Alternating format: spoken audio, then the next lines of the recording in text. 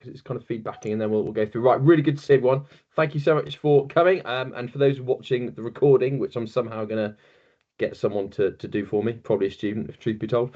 So we're just here just to talk about next steps for the under-12s for next year, which is really exciting. It's a little bit scary, a little bit unsettling as well. But the team's got to a stage where we've got to make a few decisions about next year. So the aim of tonight is just to be really transparent about what we're thinking, to get a sense of what you're thinking as well. Because obviously, we really value your feedback in helping Sean and I to make the final decision with that. So just a really open, honest kind of presentation to you about where we sit, what the options are, and some of it you might not agree with, some of it you might agree with, but I think it's just important to put it out there so that we all know what the kind of the thinking is or not really. So that's what we're going to do this evening. What I thought we'd do is we'll push on through. So Sean and I are going to speak a little bit, and then at the end, if you wanted to give us feedback tonight, that's great. If you didn't want to do it publicly, then you can talk to us later on. So whatever takes your fancy, really. So what I thought I'd do is just go through that big question. Why do Sean and I run this team? Sean and I love running this team. We really do. The amount of WhatsApps, I think I send more WhatsApps to Sean than I do Hannah, frankly. On a Friday night before a game or something like that. It's absolutely extraordinary. We absolutely love it. And one of the reasons we love it, our main driver, is this. I love this picture of Sean and Corey, which is here, which is actually after the cup final. So they look, pretty happy after the cup final. Inside there, they were probably dying like me, if truth be told. But we do it because we want to give our boys really great memories, and we're both passionate about sport, but we want our kids, our sons, to have great memories. So that's why we throw a lot of time in to this club and creating what we created, which is pretty good. So there's Sean. All of my three boys have played for Exning. There they go. That's Charlie back in the day. Ben, when I coached Ben, and you all recognise that person, Harry, don't you? So we love those memories. And if you don't think memories are important from Exning, they really are.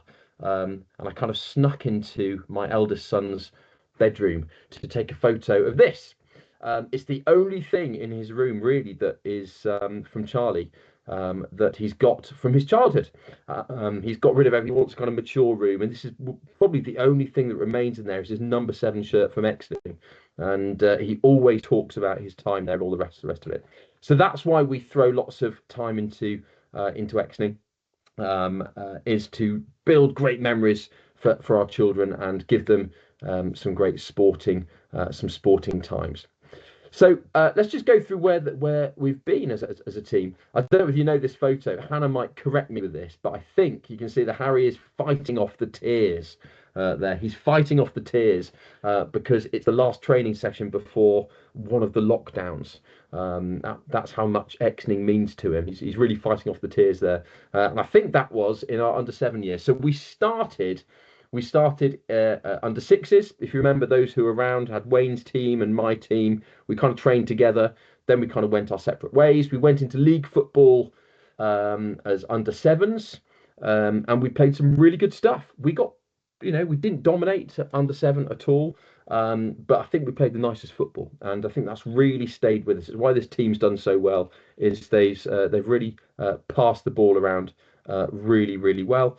Then we went into under 8s. Things moved on great, and kind of halfway through that year, Sean came on board and really helped me out with the football side of things I've never played. Then under 9s, the Fordham boys came in there with us, which was really, really great. Got to the cup final that year. The next year, I think Tio joined us that year. I think I'm right in saying that Tio came in at that particular time, which was superb. Casper came, I think, at the start of that year of under 11s, and then Henry came in towards the back end, and we're now currently at under 12s, and it's kind of always seen as a bit of a pivot year. Under 12 going on to kind of under 13. So you have 1 year at secondary school, and then things change a little bit in terms of football, but it's up to us about how that changes. And we've had lots of memories. You'll see some old faces here, which is great. Really, really good. Phenomenal memories. I love that one for some reason, which is absolutely superb. So that's where we are. Let me just get right to it. Let me lance the boil and just tell you what the options are. There are three main options available to us, we think, for next year. And the first option is that we stay as a grassroots team in the Cambridgeshire Colts League, and potentially we go right through to under 18s if we wanted. If people want to stay, I'm sure different people would come in or whatever is there. That is one option. It's really valid. I'll go into a bit more detail about that later on. The other option is we continue as a Colts team, but some of our players might like to make the step up to the Eastern Junior Alliance, the EJA Sunday League. And they might play for other teams on a Sunday, as well as the Exning team run by Sean and I on a Saturday.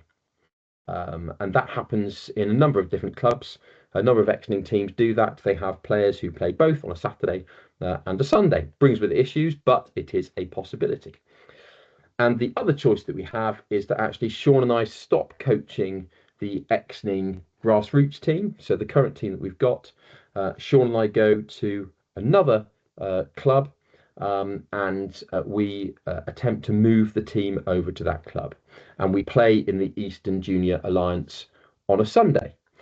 Now, we can't do Eastern Junior Alliance at Exning. It's not at high enough level, doesn't have the facilities. So only certain types of clubs playing at a certain standard with certain facilities can be in the Eastern Junior Alliance. That is how we would have to move. So in our current guys, we play in the top league at the moment in the Colts League. That is the highest point that we can play in kind of grassroots football. So look, let me just talk through the pros and cons of each of those. So those are the three options available to us. So let me just go through the pros and cons. Now, the pros of staying as a grassroots team are to do with that top bullet point, which is relationships and reputation.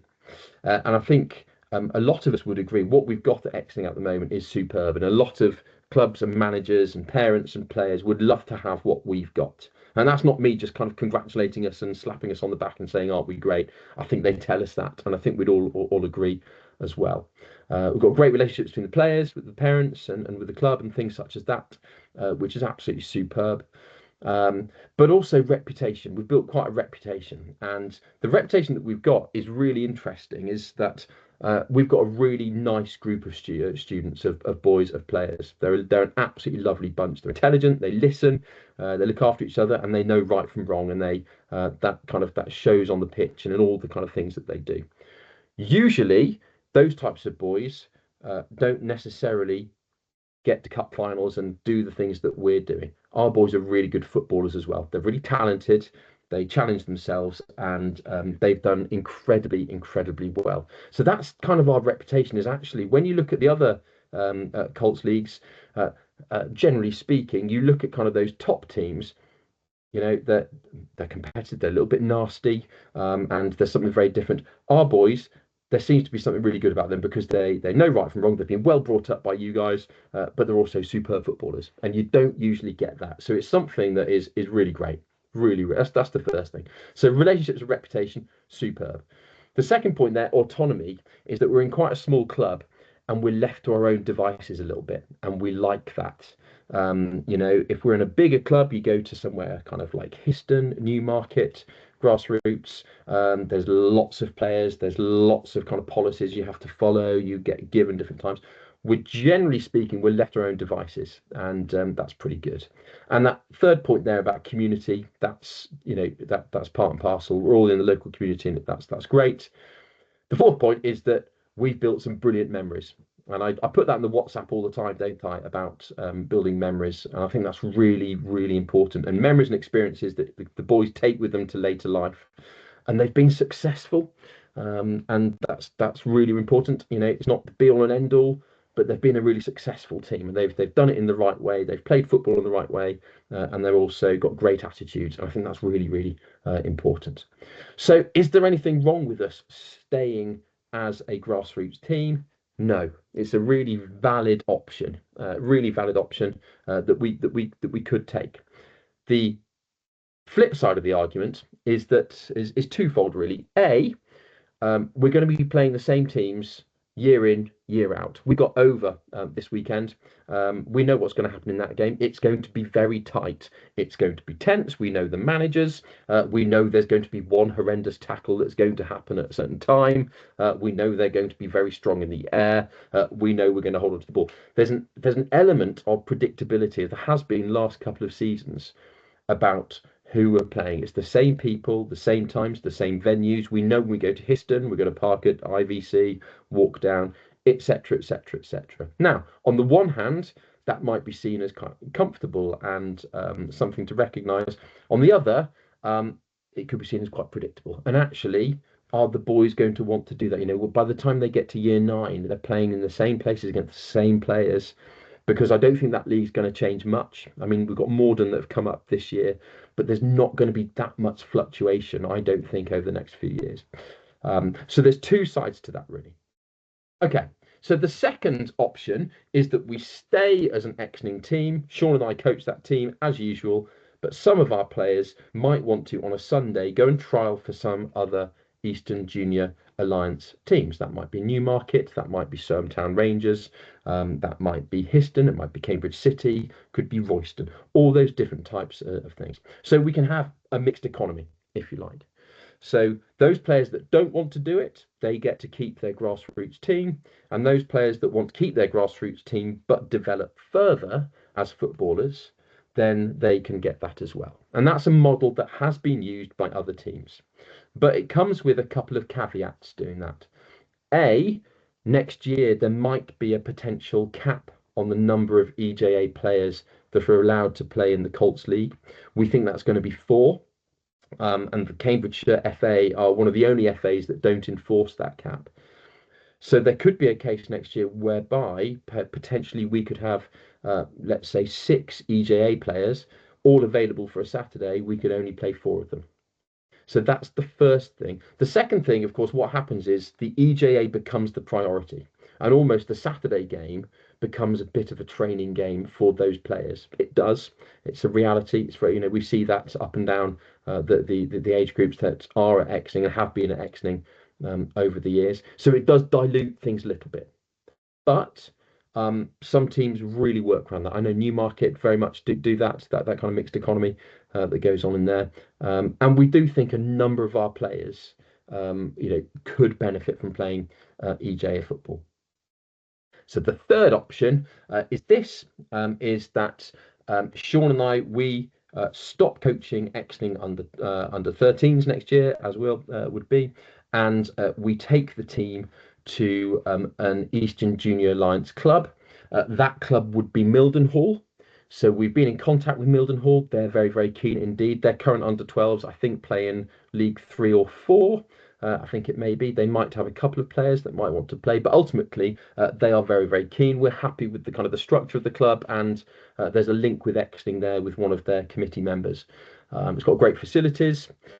It would be Sunday football, be competitive football, and also would develop a real kind of sense of occasion, if you like. So that is a possibility. Of course, the downside of that is, of course, that Sean and I would have to relinquish coaching on the Saturday. We couldn't do both for obvious reasons. So those are the choices. Those are the choices that we've got. And just in the interest of clarity and being really transparent about it, if you were going to put a gun to Sean and my head today and say, what would you like to do?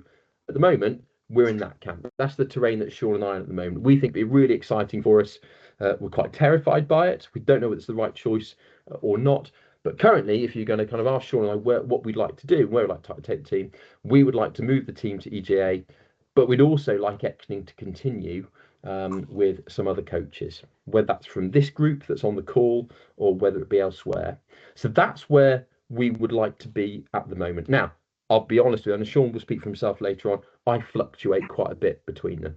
Putting this presentation together, it was quite interesting, quite emotional putting together and seeing kind of the journey that we've been on. But that's where we kind of are at the moment. So let me just explain a little bit more about the Eastern Junior Alliance. So the reason that we'd like to go in there is ultimately we think there's um, a real sense of progression that we can have for our players. So they can progress to play at a high level against other players, so not the same group of players in that league, and they can really challenge themselves. I've always been a believer that quite an unpopular opinion really in teaching, but you get your best out of students when you have really high aspirations for them.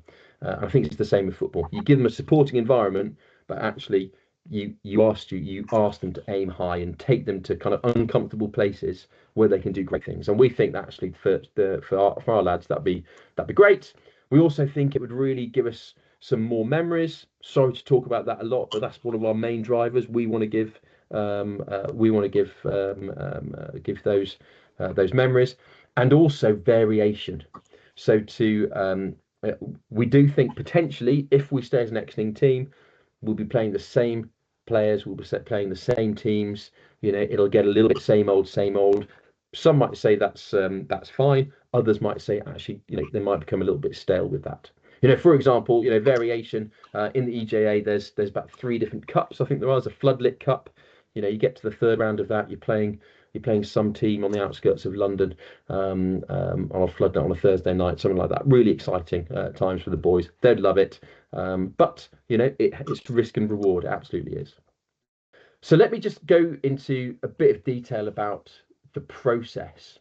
So it's not just a case of we take our team, we get in a minibus, we go to Mildenhall, and the team is there. It's not that straightforward at all, because there's an element of competition and selection in the EJA. And that's prevalent throughout, and it's really uncomfortable. It's very different from grassroots, but there would be trials. So we'd run a set of trials. They're happening at the moment for other EJA sides, and they'd come along and they would trial. And despite kind of the history that we have with this team, if they came to that trial and they didn't trial very well, or there were players who were better suited, technically more able, they wouldn't get in. And that's really harsh to say, but that's the reality. Is there would be some trials last year.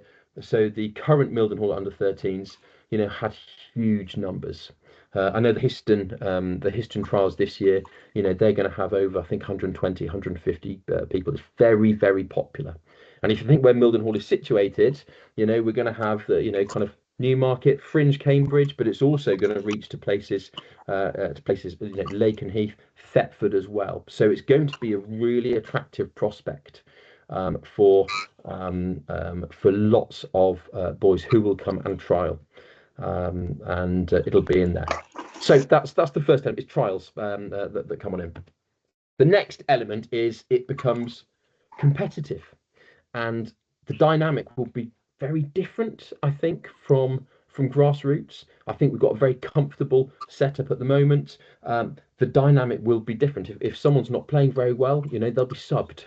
Very, very, very different in terms of how we would look at things, because it has to be, because you're playing at a higher level, and there's a lot more accountability for the players, and they'll feel it. And a lot of students, I know a lot of students who go to EJA, some thrive, but I'll be frank, some don't. Some don't like that element of it. It's not for them, and they drop back to grassroots to enjoy their football, which is fine, which is absolutely fine. I've got no issue with that at all. But it's really important to be transparent from the outset. The dynamic will be very, very different. There have been issues in the past with parents from grassroots going to EJA and that relationship breaking down because of that difference in kind of accountability, which is there. Now, I don't think this is a problem for us, but commitment. It is a huge commitment, a massive commitment, and the travelling distance is huge in comparison to what we have at the moment, and it needs to be a priority. It's not one of those things where you can kind of dip your toe in. If you're going to be joining an EJA side, you'll see from the next slide. Actually, it's a huge commitment. The expectation is that players are available and they play. With some reasonable adjustments, of course. Hold your kind of jaws here, but the big difference again is finance. It's expensive, very expensive. So EJ subs are likely to be, or they were this year, £400. i.e., you get all your kit, you get your training kits, you get your bag, you get your tracksuit, you get your match fees, your training fees. Of course, EJA football, you have to have food afterwards, so it's kind of sit down dinner afterwards. It's really important part of it. The referees' fees and all that sort of stuff. So currently they're about £400 at Mildenhall. That's on the cheaper end. I know Bury, for example, charge much more, as I think Histon do for there. So it's a huge commitment time-wise. Kind of wipe Sunday out, and it's just important to be kind of transparent from the outset, really. So look, I'm going to give way to Sean in a second. So we're just going to go through what our current thoughts are.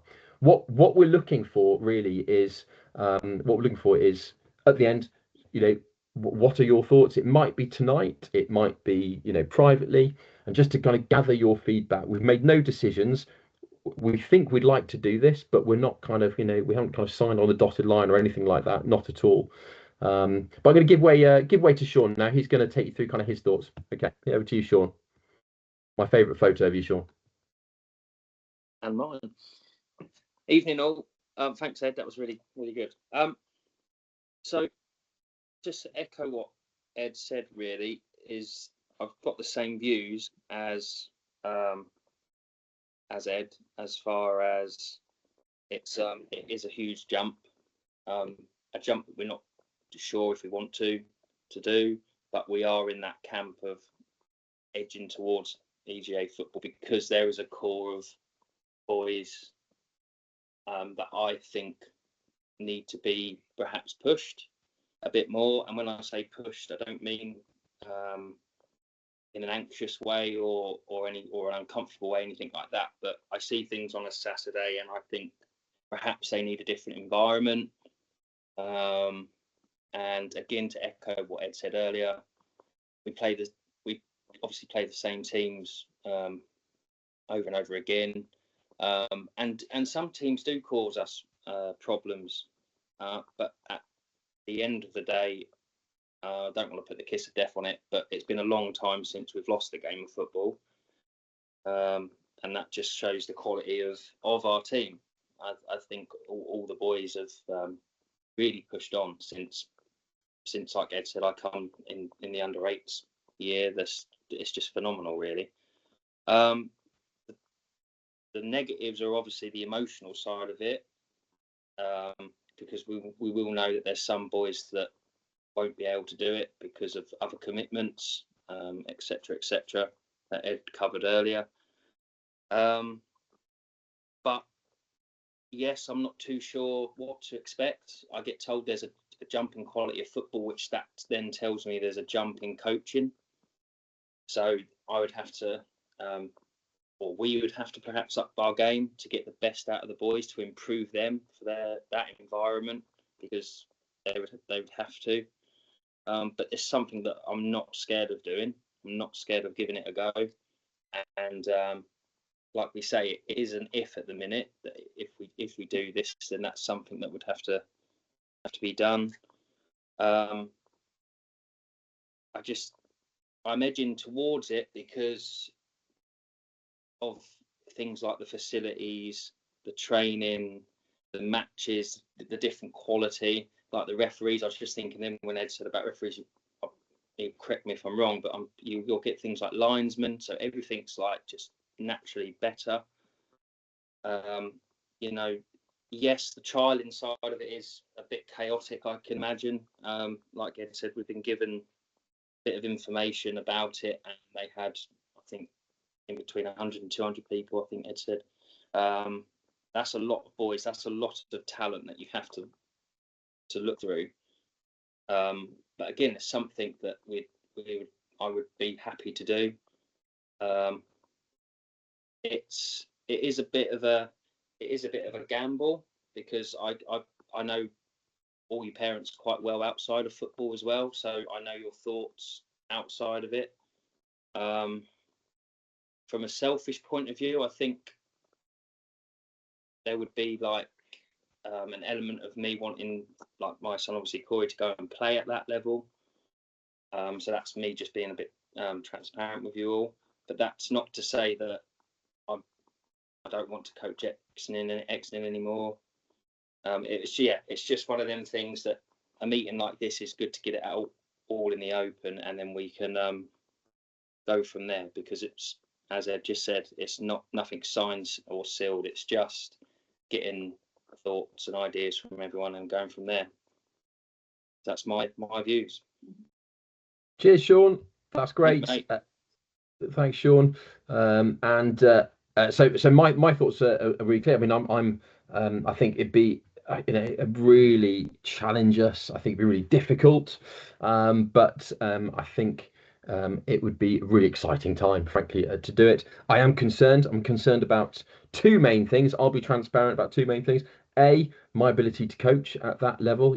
Bluntly, I find it difficult to coach at this level. Without Sean, who's actually played football, actually, I find this level almost kind of a bit too much. So I'm going to have to do some work and kind of actually ask myself the question: am I good enough? Because I'm probably not at the moment for this level, if truth be told. But that doesn't mean I won't do it. So I'm concerned about that. And actually, would the boys get a better deal having actually someone who's played football and doesn't think rugby is better than football, all that sort of stuff. The second thing is Harry. Bluntly, Harry wants to play EJ football, but he doesn't necessarily want to play with me as his coach. He might want to go and play with a different club to do that. And if Harry decides that, then then I'll stay at Exning. That I won't be getting involved. I'll be driven by what Harry decides. But he might want to go and play for a different EJ club, which means I'll stay at Exning. He'll decide for me in there, and that's understandable. He's had me coaching him for a while, and actually, he wants to progress as a footballer. I'm not particularly football minded as much as some other coaches. So those are my two things at the moment, really. So what we thought we'd do now is kind of I'll stop sharing the screen. We'll kind of, if anyone would like to say anything now, feel free. Don't feel like you have to. You might just want that to kind of digest, if you like. But if anyone's got any questions now, you're more than welcome to ask it. If you wanted to kind of just speak to Sean and I, send us a text or speak to the training kind of privately, that's absolutely fine. In terms of kind of a timeline, I think what we're looking at is over the next week, collecting your views. I think collecting your views. Would you be keen? Would you not be keen? And please don't. Now's not the time really to kind of worry whether you're going to upset us or anything like that. Just be really transparent. Actually, Ed, if you're going down this line, we would like to give it a go, or actually we would not like it. And then Sean and I will come to a decision about what we're doing moving forward. So has anyone got anything to say now, or am I going to be hit by kind of stony silence? Feel free if you'd like to say anything now. More than welcome to. There's a hand up function, but we won't use that.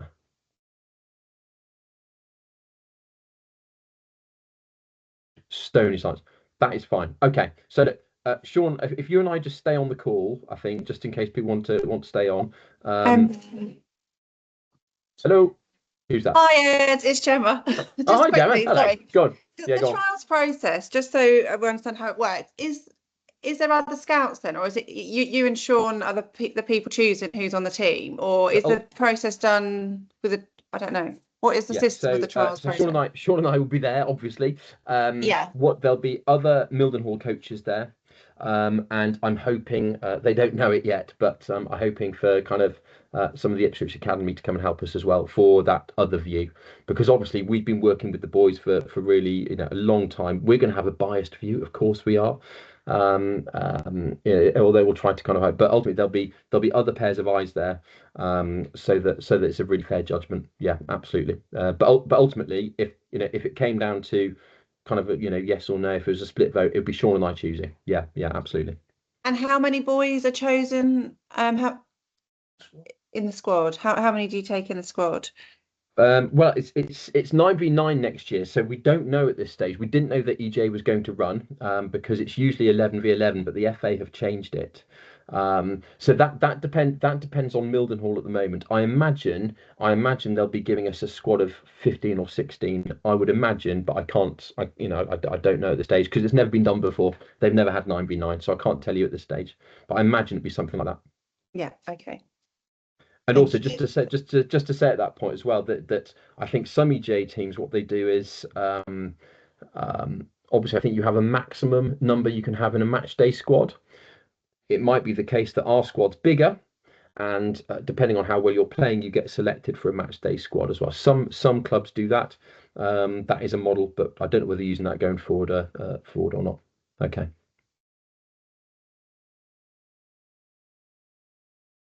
Ed, I apologise. I apologise for joining late, and you may well have already covered this, so I apologise. I don't have to for you to go over things. The commitment requirement, obviously, and the league would be Sunday based. Is that correct? Yes, that's right. That's correct. And do you envision training more often during the week in order to be at that level, or Yes. do you think yes? Yeah, I do. I think training sessions would be longer, and most EJ sides train twice a week. Yeah, that's we were having that discussion the other day, and I think if we were to move up, I think it would be a requirement, wouldn't it, to be where we need to be competitive on a weekend. Yeah, I think so. It would have to be. Although Newmarket don't, I think Newmarket train once a week. Because we did look at Newmarket, but they gave you a training session on a Friday night. That's the only time they could give it you. But we would have use of the hub at Mildenhall where we played that game against Burwell. So that's probably where we'd train and also play for the first year, because there isn't a 9v9 pitch marked out on the Mildenhall stadium pitch. But that's no bad thing, because we wouldn't have cancellations like we had at the weekend, I suppose. But yeah, more training, and it would feel a bit different. The training sessions, I suppose, so more intense, I'd imagine, and more frequent. Yeah, thank you. Brilliant. So look, if you've got any other questions, then please do. I mean, feel free to leave. I don't want to take your Monday evenings hostage. But if you do want to stay on, Sean and I will stay on until everyone's gone, really. So thank you very much. And if you've got any questions for us, Sean and I are here until it's just Sean and I. So thanks, everyone. See you at training over on Saturday. Hello, Ed. Hello. Who is that? It's Mason's mum. It's Beverly. What do you mind? Hi, Beverly. I feel like I'm on a radio phone in. I don't know who's speaking. Hello, caller. Go on, yeah. Yeah. So what Mason decides to do could be quite. He won't know what he wants to do until you know what other people are doing. So how are we going to sort of find that out? Have you got a plan for? Well, I think we know each other really well, though. Let's be honest about what we're thinking. I think that's the thing. Let's just talk openly about how we're feeling. Because obviously, if you two are going to do an EJA team, then he's obviously going to want to try out for that one. And then if his friends are there, he's going to want to do that, and he'll get with his friends. And then the Saturday. If you stay as a Saturday team, then he's going to probably want to try out for EJA anyway. Sorry, he would like to try out for EJA as well. Yes. Yeah. So he will try out for EJA teams. Yeah. Okay. He's going to want to prefer to play. So if you stay as an X-Team team on a Saturday, then Are we asking two different questions? No. I think so. Sorry, we should have conferred before we spoke. No, don't worry. That resonates. Don't worry. So what Mason will find, I won't be able to decide what he wants to do or he won't until he knows what other people are doing. Yeah, okay. But I suppose it'd be worthwhile, if Mason's first choice is coming with us to Mildenhall EJA, that's good for us to know, isn't it? And that's okay. So if that was his preferred, like a flow chart for him, if that was his preferred, that's good for us to know. Okay. That's what I'd say. Wade's turn. What was your Wayne, over to you. Pass the baton. A couple of things. Are you going to be looking for another helper on a Sunday? Because I know a lot of clubs at EJA do have 3, maybe 4 helpers. We haven't thought about that yet. If truth be told, I think we're nowhere near thinking down to that minutiae yet, but yeah, that sounds appropriate. I don't know how many they have on the Mildenhall, but bluntly, we haven't thought about that yet. We want to get past this hurdle first, Wayne. Because I think Sean might want me to hold his hand. Well, he certainly doesn't want me.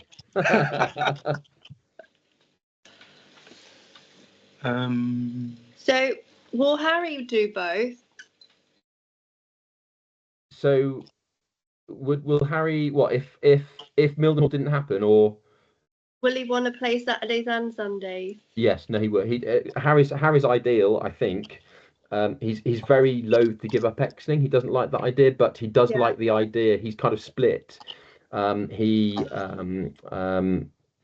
idea of going to form a new team with his mates and a Mildenhall, that's really exciting. But not playing for Exning, no, that's a big deal in our family. You know, it's been the badge of our boys' childhood, really. So we're quite torn. I'm quite torn, bluntly. And also there's not that many teams at Exning, and we're probably the most successful team in the last few years, a bit of being there. So there's that conversation to have. So Harry's ideal is he plays on, someone takes over the Exning team on a Saturday. That keeps going. He plays there, and then he will play Mildenhall on a Sunday. I think that's where he might be at the moment. But he might probably be our ideal as well. Yeah. But he might come back to say to me, and it's his choice. And if Harry chooses this, I do this for Harry. If he comes back to me and says, actually, no, I want to go and play for another EJ team, I don't want you to coach me, then that's his choice, and that's decision made. But I'll basically base it on, I do this for Harry initially. That's my driving thing. If he chooses that, then that's what I'll do. Yeah, of course. Are you still there, Sean? Is he gone? Yeah, I was just waiting for Wayne to put my mic on.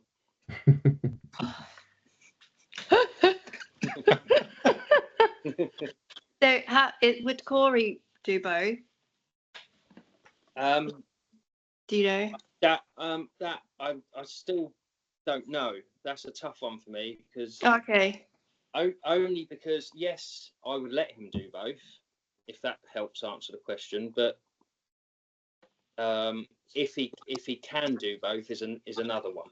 So also in my head, I think if you're playing, and correct me if I'm wrong, if you're playing at a higher level, perhaps you might not be able to do both. So if you're playing a game, if you're playing a game at 10 o'clock on a Saturday morning against a decent side, as the boys are now to a degree, are you then going to be able to get up at the crack of dawn and travel somewhere, or play at home against a really good side at the top of your game if you're carrying a bit of a knock? But that's the negative side of it. You might be able to play two and not get a knock, but so that's one of them. That's one of them things. You can't really answer that question, because if there was an Exning side running and we were doing Mildenhall, would Corey be signed on for Exning? Yes. And would I prioritise Mildenhall for him? Yes. Yeah. Yeah. So when Owen done under 13s and we had Priory and we went to Cambridge City, because I helped with the main coach at Cambridge City on a Saturday, we managed the EJ players' time on a Saturday. Even though they was in the top league still, we still try to manage their time a little bit more than you probably would without EGA. Yeah, I think that's what we do. Of course, that makes sense. And I think this cap is going to come in. So the 4-player rule, I think, is going to come in. It's quite a big deal. But the issue is that's not going to vote until April. It's really helpful. And the other thing I like to say is in Ben's year. So I don't people know I've got 3 sons. So Ben, who's in year 10. There's a group of year 10s who do both. So on a Saturday they play for Burwell. So they get, it's their friends from school. And they play that, they get the benefits of that. They're a really great little team.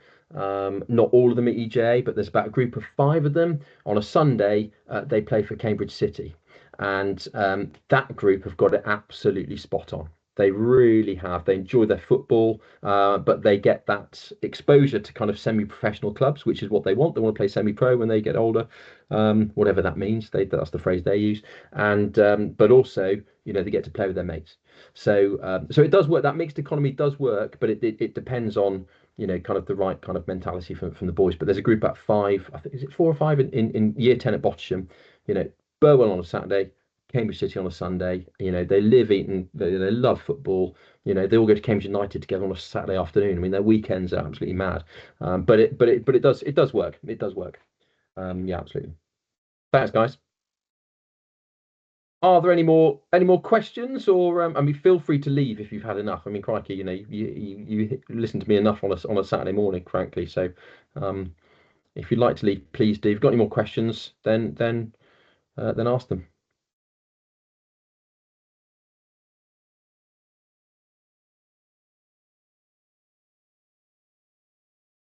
Right, Sean, I'm going to call it. Think I call it? I always say end of meeting, then someone asks a question. So I'm going to call it. I'm going to stop the meeting. Thank you for coming, and just start feeding back to Sean and I.